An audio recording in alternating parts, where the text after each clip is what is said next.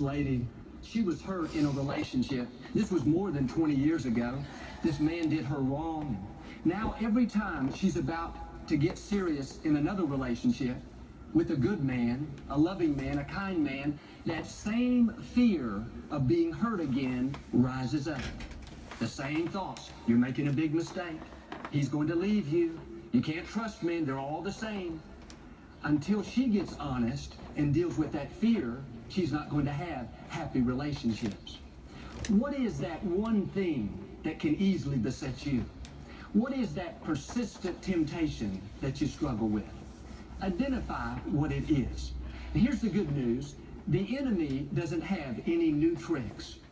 Once you recognize what that one thing is and learn how to defeat it, you can overcome it your whole lifetime.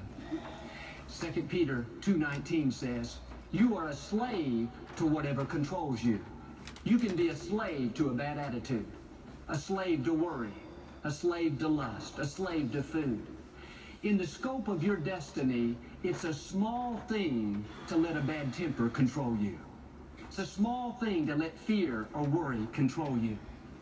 Your destiny is too great. Your assignment is too important. Your future is too bright to let something small hold you back. You've got to make up your mind, this is a new day. You're not going to keep giving in to the same old temptations. You know what they are. The enemy doesn't have any new tricks. It's going to be the same thing year after year. But if you'll dig your heels in, put your foot down, the temptation may not go away, but God will give you the strength to overcome it. You don't have to be a slave to self-pity, a slave to a bad attitude, a slave to an addiction. God created us to be free. Not partially free, but totally free. I'm asking us to get rid of that one thing that can easily beset us.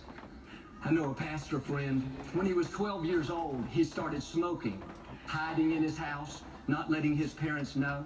By the time he was 14, he was totally hooked. And this young man had an incredible gift to minister. From an early age, he was extremely anointed and powerful. He could preach these amazing sermons. He would fill in at the local church. The whole time, he had to hide the fact that he smoked. And his mentor, an elderly gentleman, was the pastor there. The pastor knew that he smoked. He didn't condemn him. He didn't chew him out. He simply said, son, I believe that God wants to take you a long, long way. And that cigarette sure is a small thing to keep you from where God wants you to go. That one statement broke a stronghold in his